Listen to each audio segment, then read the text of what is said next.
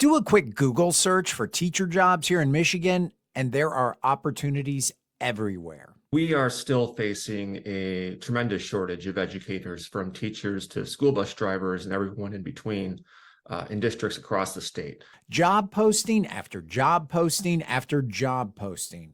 A shortage right now as students are headed back to class, but a situation that's been on the horizon for years. 12 years ago, teachers and other school employees in Michigan suffered a massive cut to local schools. And that may be when the foundation for our current teacher shortage was laid. In 2012, Michigan started to see a decline in students preparing for a career in education.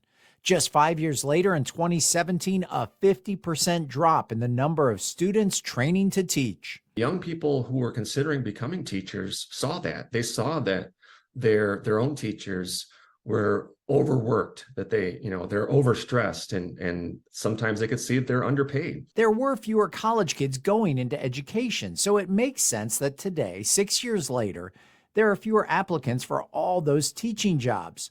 Couple that with normal retirement rates and COVID-related resignations that impacted almost every industry, and that's how we got to this.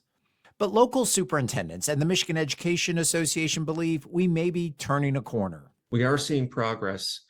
The worst is behind us. Over the past 4 years that data was available, Michigan students have been going into educational training at a rate 4 times the national average. We have a number of new programs to make it as easy as possible for young people interested in teaching to get into it, as far as helping with student loans and helping to make sure we can pay student teachers.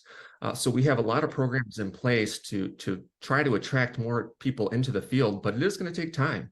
Just as it took time to see the shortage from the decline, it will take time to see the payoff from the increase. But the MEA says record-breaking education budgets have boosted teacher wages, which will help attract and retain teachers already in the classroom, as well as potentially increase the number of on-the-fence students considering education as a future career. The problem exists, and it's still a large problem, but working together, we can tackle it, and we need to tackle it. Our kids deserve to have schools that are fully staffed with qualified, trained people, and we need to make sure, for the sake of our kids, that we can do that for them.